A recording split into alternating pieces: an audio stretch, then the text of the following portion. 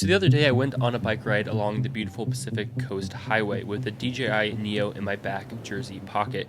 I took the Neo out exactly 3 times. The first time was this stunning view, and I didn't realize it, but a guy behind me on his motorcycle also had a DJI Neo that he was flying. We chatted for a little bit, he told me how much he loves his Neo, and then the guy in the car next to me asked what the drone was. I told him and went on my way. Then at my turnaround point at Newport Beach, I was about to take off to go back home when a nice couple stopped me to ask what the drone was, and they were floored when I told them about it. And we stopped and talked for like 5 minutes about this drone. So after a nice water and snack break, I was beginning the second half of my ride, and you can see my car and my house here to the left that I am passing. And then I was on the bike trail and I passed this dude who is absolutely loving the fact that I was a cyclist with a drone behind me. I could hear him on his phone to his buddy saying, "Yo, there's this dude on his bike and this drone's following him and he's not controlling it." He was having a great time. I was having a great time. The Neo drone, it just provides good times. I used to do that dissolve. I'm gonna try one of those dissolves. Hey, Internet Harris here. So if the best camera is the one that is in your pocket, then the best drone is the one that you're actually gonna fly. The DJI Neo is that drone for me, and therefore it's the best drone, even though it is the best in almost nothing. And in fact, it's an extremely mediocre drone, maybe even a bad drone in many categories, and I love it. I'm a pretty lazy creator, if I'm gonna be honest. That's something I've recognized about myself. And so workflow is always extremely important to me. I don't want a lot of friction in any of my creative processes. And the more streamlined it is, the more likely I'm actually going to get the shot. I do have a Mavic Air 2S, and when I've used it, the footage has been incredible. It's a wonderful drone, and it's just great. And the newer drones are even nicer. But the process for doing this is taking it out of its bag, opening up the propellers, powering it on, taking my phone, putting it in the controller, connecting the two, launching, and going. In the grand scheme of things, not a big deal, but when we're talking about little tensions, little frictions that might prevent you from doing something, they add up, and everyone knows this in life. With this, you still do have like 2 steps. You do have to take off the lens cover and power it on and select your mode, but that's about it.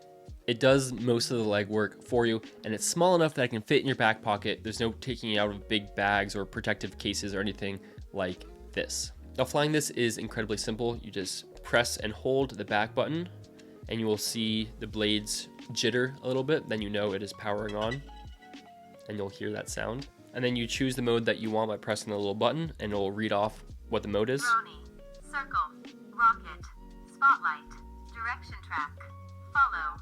All right, and then you tap and hold and it will start. So I'm gonna go ahead and do this. Let's see how it goes. Far, follow, 3, 2, 1. All right, and we'll see what happens. It should just kind of hover here, but yeah, I mean, I'm in my room flying this drone, and it's pretty loud for sure. And the propeller guards actually make the sound a little bit louder. At least people will be aware that it's coming at them. And sometimes they will freak out, like happened on one of my runs today.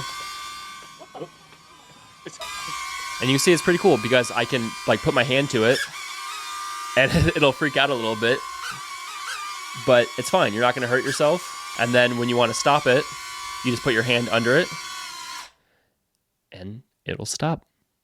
Pretty sweet.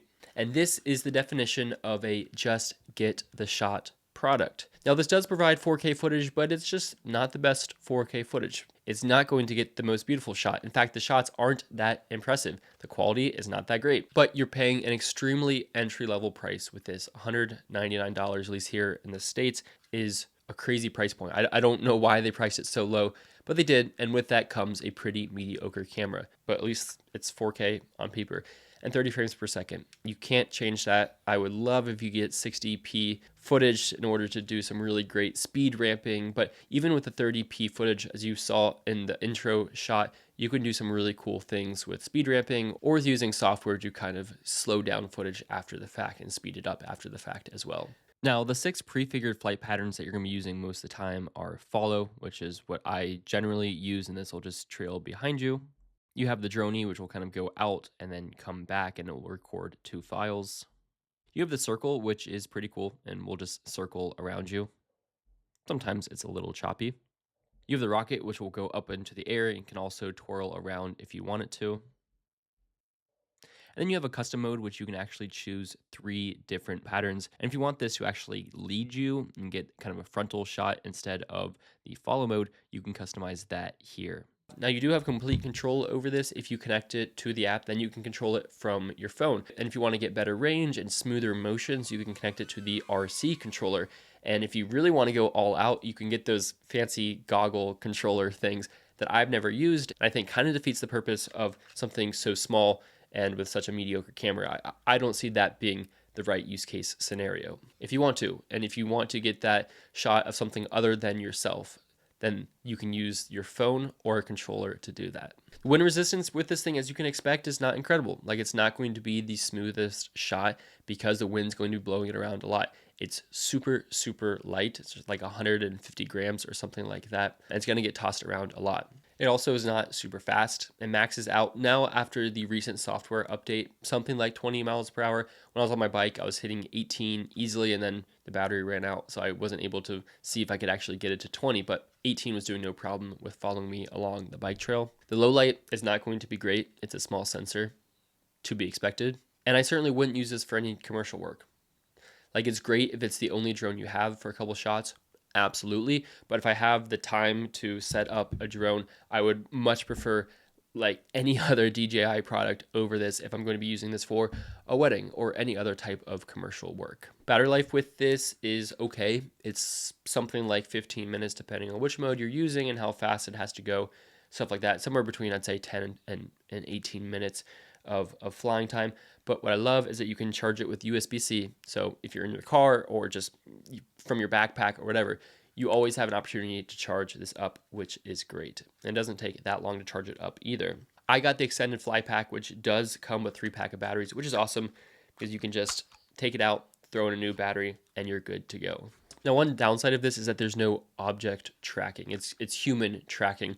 So for instance, if I wanted to get some shots of my car, which would have to be 120 miles an hour, which would be kind of difficult, I couldn't really do that unless it could find me as the subject and track me maybe like through the window or something like that. Now, if you go into the app, you could have someone controlling it manually and get those type of shots. But in terms of the auto tracking function, there is that limitation. Now, in terms of the tracking, it is solid, but imperfect. It is using a pretty angular route and using kind of waypoints to track you. And generally, if you avoid obstacles, it will also avoid obstacles, more or less. Now, the downside to something like this is that I can't see what the drone is doing behind me. So I have to assume that it's following my path and not going to run into any cars.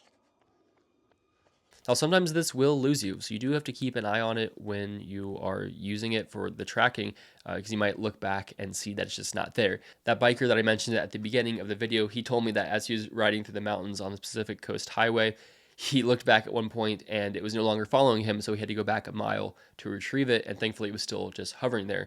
But in circumstances like that, it could be following you and then stop, and then you look behind, and then there's a car coming right at it, and they're probably not going to see it because it's so small. So there's things like that that you have to be careful about. Now, the great thing is because of these propeller guards, which you can take off, it basically means that you don't have to worry about it hitting something. It could fly into something, kind of bounce off, and keep going. It'll look for you, and if it can find you, it'll keep following you, but you also might lose it in that moment. I do hope that DJI continues to update the software to make the following and the tracking a little bit smoother, because it's not the smoothest, and sometimes it can really ruin what would otherwise be an incredible shot because of the kind of angular movements back and forth as it follows you, instead of kind of smoothing out the curves or sticking to a more gradual path instead of some of the sharp movements. So some of this footage I have from the mountains would be absolutely incredible if it didn't have this kind of fidgeting in the air trying to follow me. Now, by default, the follow mode was pretty frustrating for me because it basically chopped off my feet all the time. So I did go in and customize the distance to far. That way it got in my whole body. Didn't really make sense to have almost all of me except my feet. So changing that was a very nice change. And then you can customize any of these settings. Now, the only downside is that you can't change these from the drone itself. You do need the app in order to do that. So if I went out without my phone, I wouldn't be able to change any of those settings on the fly. I have to do that from the phone, but that doesn't take much effort if you do that beforehand. Now, I'm not joking when I say that probably 75% of the people I pass with this drone stop to ask me what it is. And they all are pretty much floored when I tell them about it and that it only costs $200. It is kind of a wild concept to me. Now, there are competitors out there. I've never considered them because, frankly, they just weren't big names. So when DJI came out with this, it caught my attention. Just that's what big brands do.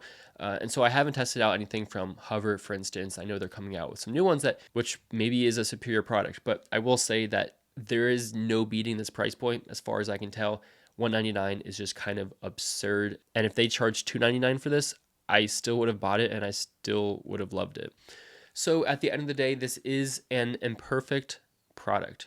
It's the worst drone that DJI makes, and I think it is the drone for me because it's the drone that I'm actually going to use. And for me, that's better than the drone that is much better, but that I'm frankly just not going to use as often. I can run with this thing in one hand. I can put this in my cycling back pocket. It is imperfect. I hope they do improve the tracking technology. I hope they do make it smoother and more cinematic. I hope the video quality can somehow get better, or at least the next generation puts in a better camera and a better sensor and maybe some better battery life as well. But I think this is a super good product. But don't go into this looking for a super cinematic, high-level production value camera. That's not what this is. This is about getting the shot with as little friction as possible, not worrying about it breaking, and not worrying about a controller. And for that, I love it. Let me know your thoughts on this drone. I will leave a link down in the description if you want to check it out. Thanks very much for watching.